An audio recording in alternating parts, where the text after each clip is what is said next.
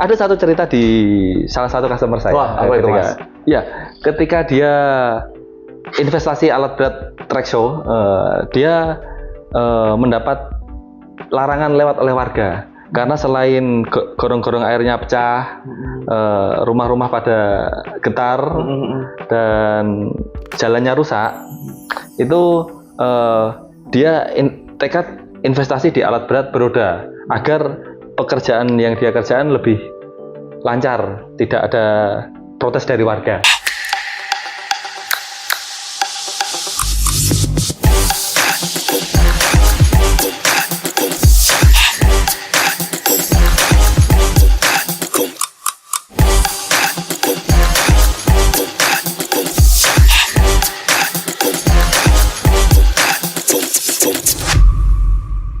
Halo Sobat Sinyuan Jatim, kembali lagi di Ngobras, ngobrol bareng seputar alat berat Sinyuan.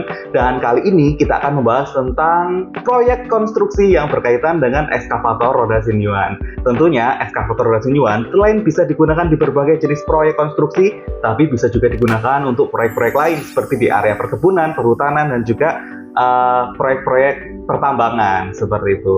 Dan kali ini kita sudah kedatangan tamu spesial. Beliau adalah salah satu tim sales eksekutif dari PT Garuda Ekskavindo Nusantara. Yuk kita sambut, beliau adalah selamat datang Kak Sandra.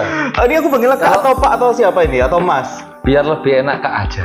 Oh, Kak aja ya? Kak aja. Waduh. Ya, kalau ketemu orang-orang mungkin manggilnya Pak ya. Oke, ya biar lebih akrab biar gitu lebih ya. Kak aja ya kali ini ya. Oh, Mas Sandra, Kak Sandra. Kak Sandra. Jangan salah. Apa? Pakai S, bukan C. Oke, gitu. Bukan Sandra. Sandra. Oh, siap. Biasanya kalau sales eksekutif itu kan apa ya, canvassing ke luar kota, keluar pulau. Itu terakhir kemana, Kak Sandra?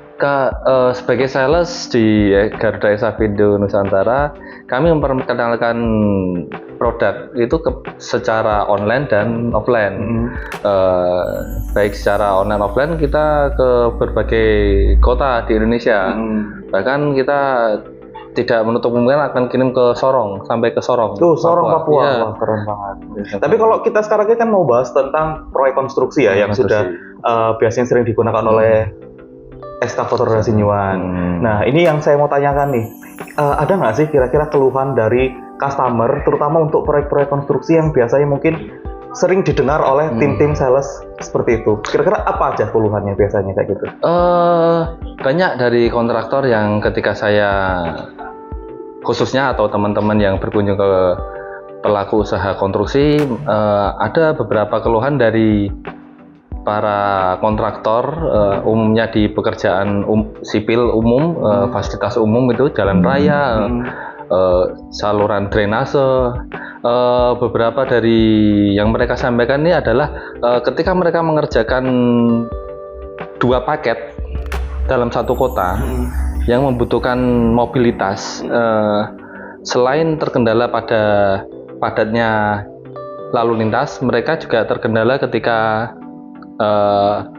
selesai mengerjakan di paket A, alat harus bekerja di paket B, dan itu sama kedua paket dikerjakan secara bersamaan.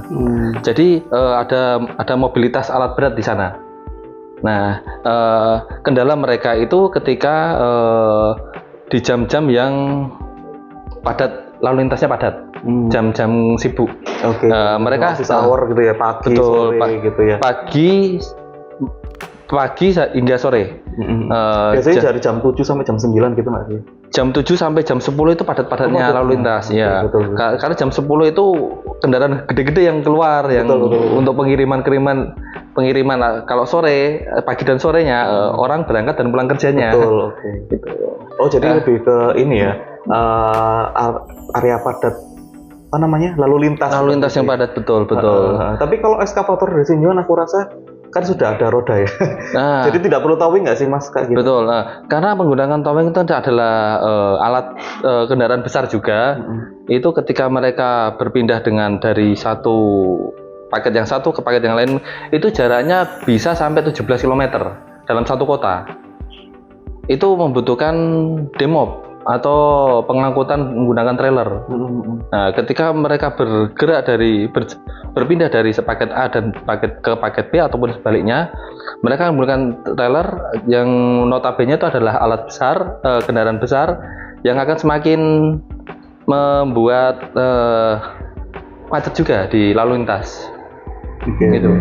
Nah, tadi kan sudah disebutkan kan berbagai keluhan atau mungkin problem ya yang sering dirasakan oleh customer, terutama di proyek-proyek konstruksi. Nah, dari yang sudah tadi Kak Sandra sampaikan ya, keluhan-keluhan, kira-kira mana aja yang bisa diatasi oleh ekskavator roda Sinyuan? Mungkin Mas Sandra bisa sebutkan apa-apa aja yang dari permasalahan tersebut yang kita atau PT Garuda Excavindo Nusantara itu bisa atasi. Di produk Sinyuan ini unggul dengan kemampuan mobilitas unit itu sendiri. Iya, karena tidak perlu menggunakan trailer untuk perpindahan dari satu titik pekerjaan ke pekerjaan yang lain. Jadi langsung jalan. Jadi tidak menunggu trailer untuk pengangkutan. Jadi layaknya mobil berjalan aja. Memang lebih besar, tapi ini layaknya mobil berjalan. Jadi nggak perlu repot-repot panggil towing ya, harus mau pindah dari sini ke sana gitu kan. Jadi bisa langsung tinggal pindah. Betul. Dan juga nggak merusak jalan nggak sih Mas? Nah, itu yang menjadi nilai tambah ketika menggunakan rantai roda trek untuk pekerjaan umum. Ada konsekuensi. Jalannya ada bekasnya. Iya. betul. Lain dengan yang roda. Itulah menjadi nilai tambah ketika Sinyuan ekskavator roda ini bekerja di konstruksi sipil jalan umum. Tidak merusak jalan. Terus aku juga mau tanya nih, kira-kira tadi itu kan kita pasti ada kalau dengan roda kan bisa dengan mudah ya berpindah dari tempat satu ke tempat yang lain. Pastinya itu juga dibutuhkan yang namanya bahan bakar. Betul. Dari Kak Sandra sendiri mungkin bisa menjelaskan kira-kira apakah ekskavator roda Sinyuan ini irit bahan bakar atau gimana? Jangan sampai ya mungkin orang menganggap kayak waduh nanti bisa pindah sini pindah sana nanti bahan bakarnya cepat habis atau gimana? Gitu betul. Begini, untuk penggunaan bahan bakar ekskavator roda Sinyuan ini dengan teknologi common rail, mesin common rail yang notabene adalah pembakarannya lebih sempurna, menjamin efisiensi bahan bakar. Jadi tidak boros untuk penggunaan bahan bakar, apalagi hanya untuk mobilitas saja itu cukup irit. Itu yang saya tangkap dari komentar-komentar dari pengguna ekskavator roda Sinyuan. Oke, siap. Juga menggunakan mesin apa, sorry Mas? Yuchai ya? Iya, ekskavator Sinyuan ini menggunakan mesin dengan brand Yuchai. Dengan teknologi common rail, pembakaran lebih sempurna membuat bahan bakar itu lebih efisien ketika digunakan. Nah, buat teman-teman juga mungkin bisa tonton video sebelumnya ya, waktu kita ke perkebunan tebu di daerah Jember. Itu juga kita sempat interview salah satu operator alat berat yang menggunakan ekskavator roda Sinyuan. Beliau juga mengatakan bahwa ekskavator roda Sinyuan ini irit bahan bakar. Nah, mungkin teman-teman bisa lihat videonya di sini. Ini gimana testimoninya atau ulasannya setelah menggunakan ekskavator roda Sinyuan, terutama di lahan perkebunan tebu yang seperti ini? Ya enak lah Mas, kerjaannya tuh efektif, terus kerjanya cepat, terus ya saya kerjanya tuh juga maksudnya gini loh Mas, kalau masalah medannya kok enak ya juga enak Mas, terus irit juga Mas. Oke, untuk BBM gimana? Irit ya. Oke.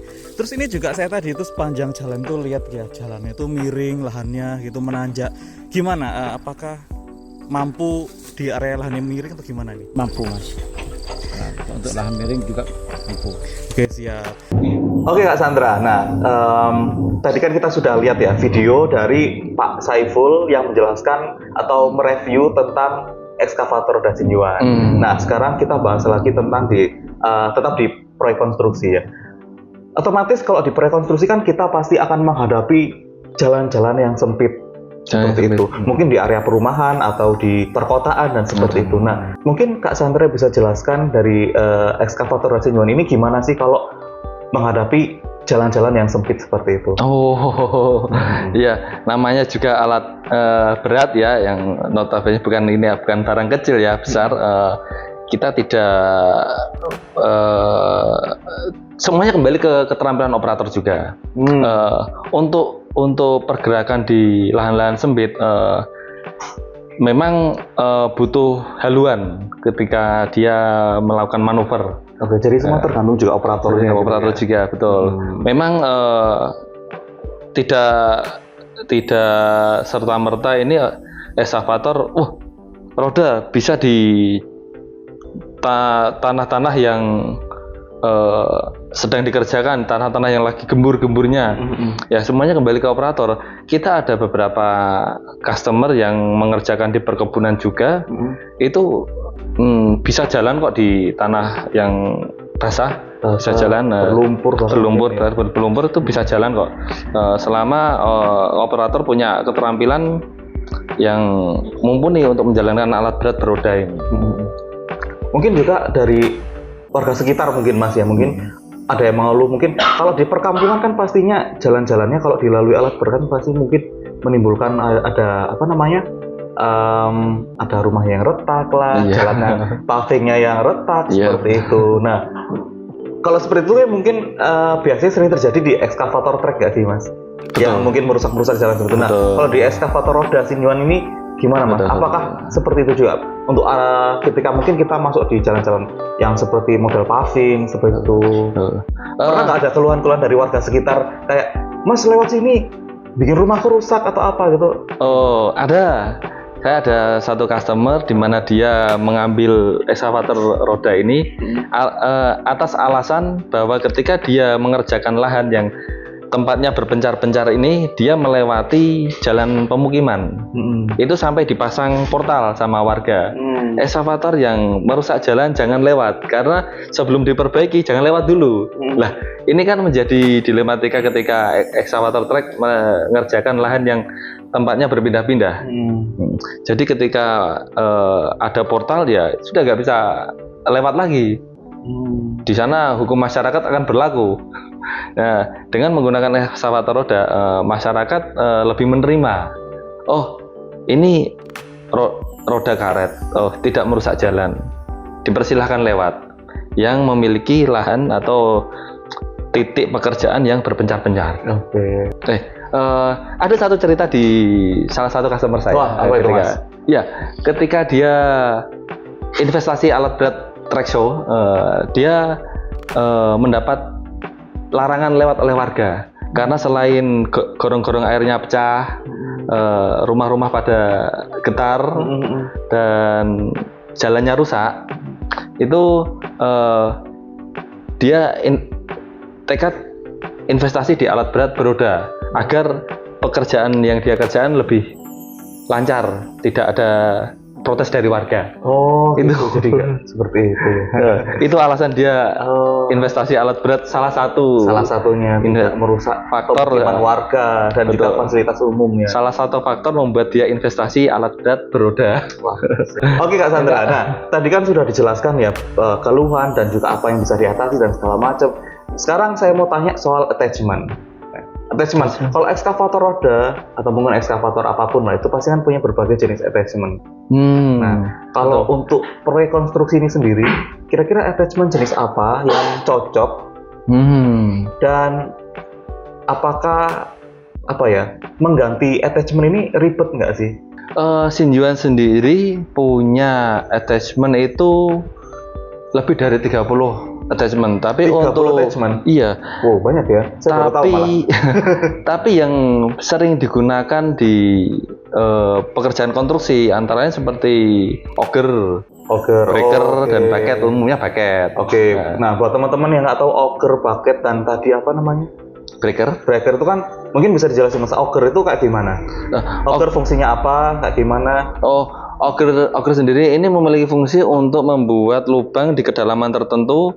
Ya, jadi ketika si punya proyek ini punya pekerjaan pemasangan tiang, nah, jadi dia dibuat di drill tanah ngedrill di tanah untuk membuat lubang sehingga tiang bisa ditancapkan. Oh, jadi selain tiang berarti bisa buat tanam pohon juga nggak sih? Tanam pohon juga bisa. Di mana itu ada lubang, apa aja yang bisa diaplikasikan di situ. Tanam pohon, tiang pancang, lampu penerangan jalan umum itu bisa diterapkan di situ. Oke, itu tadi auger. Soalnya kalau paket paket ini ya. Ya, paket itu yang sering yang umum kita digunakan di ekskavator ya. Ya, untuk kero, untuk gali, untuk muat material, tanah, batu-batu gitu ya. Terus tadi apa setelah itu? Breaker. Nah, apa itu breaker? Breaker ini pemecah.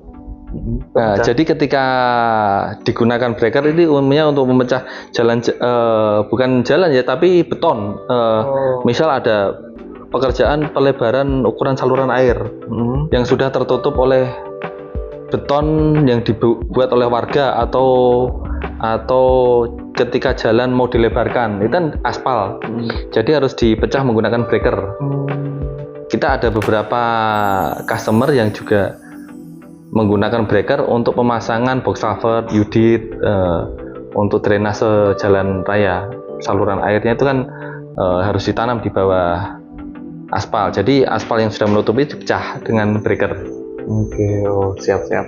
Terima kasih informasinya. Tadi sudah dijelaskan berbagai jenis attachment ya, mulai dari paket, auger, terus breaker. Betul. Jadi 3 itu ya mungkin yang sering digunakan untuk proyek-proyek konstruksi ya. Tidak harus satu ekskavator masing-masing satu attachment, tapi satu ekskavator ini beberapa attachment bisa diganti dengan mudah.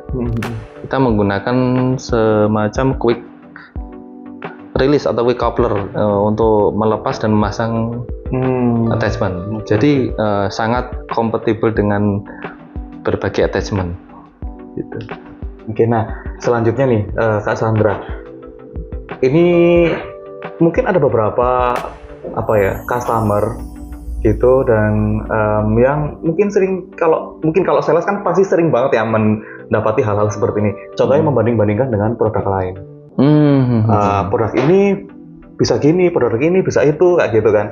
Itu kan pasti sering banget kan teman-teman marketing menghadapi pertanyaan-pertanyaan dari customer seperti itu.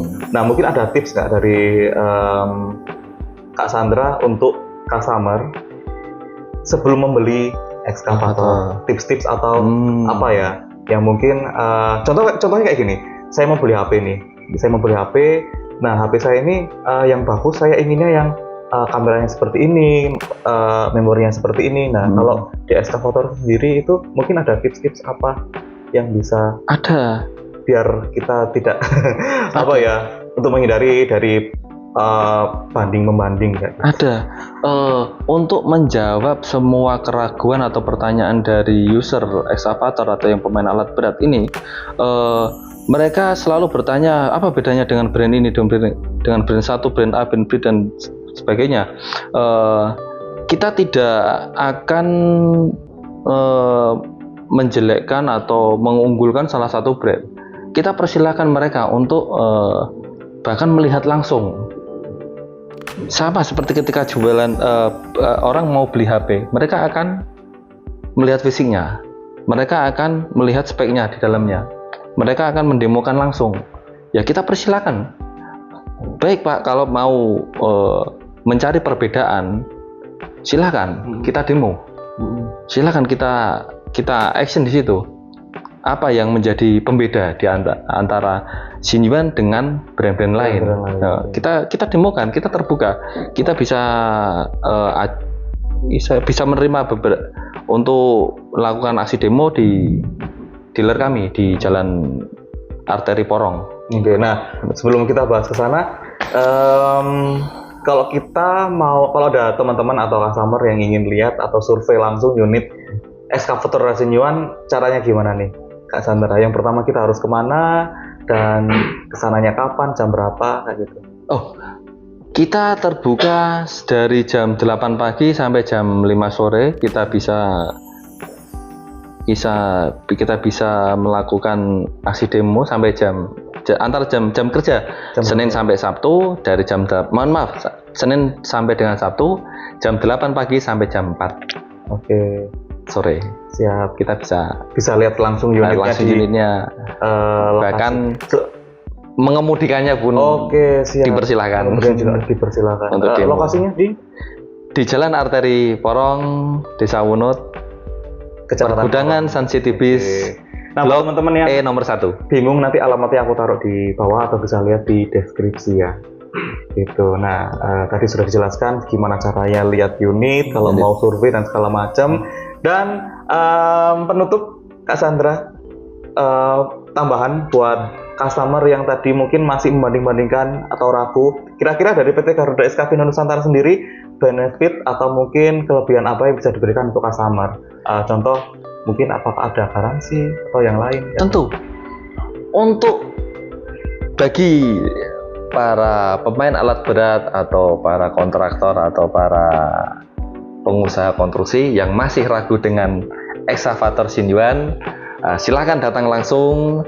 Kita berikan pelayanan, kita menggaransi selama 1 tahun, kita juga menjamin ketersediaan spare part, sekaligus kita juga menjamin untuk pelatihan operator sampai mahir. Gratis. Gratis. Oh, gratis. Terus apalagi ya? Servis ada gratis servis mungkin? Jasa servis ada nggak? Jasa servis di luar masa garansi kita masih berikan. Oke. Jadi versatilize. Maksudnya meskipun garansinya selesai, unit sudah 10 tahun misalnya, spare part-nya kami jamin. Spare part-nya ada, servisnya juga bisa diberikan gratis. Bisa. Tadi ya. After sales? After sales itu adalah pelayanan after sales yang mungkin nggak semua. Betul, kita tidak kirim unit terus kita tidak lepas gitu aja, karena kita menjamin ketersediaan spare part dan menggaransi. Mungkin keluhan-keluhan dari customer ya, betul. Habis beli ada kendala apa kita bisa handle itu ya. Ada yang unitnya sudah sampai 2 tahun pun masih kita pantau kok. Keren. 3 tahun berjalan ini masih kita pantau. Dan kita berikan apa yang menjadi kendala di alat, misal ada keausan, nama juga alat berat ya, pasti ada yang aus, kita sediakan spare part-nya. Oke, siap. Terima kasih Kak Sandra. Terima kasih kembali Pak Rahman. Sangat bermanfaat sekali videonya. Kak. Buat teman-teman, sampai jumpa di video selanjutnya. Jangan lupa like, comment, share, dan subscribe biar kita bisa tetap bahas hal-hal menarik lainnya seputar alat berat gitu. Sampai jumpa di video selanjutnya dan see you.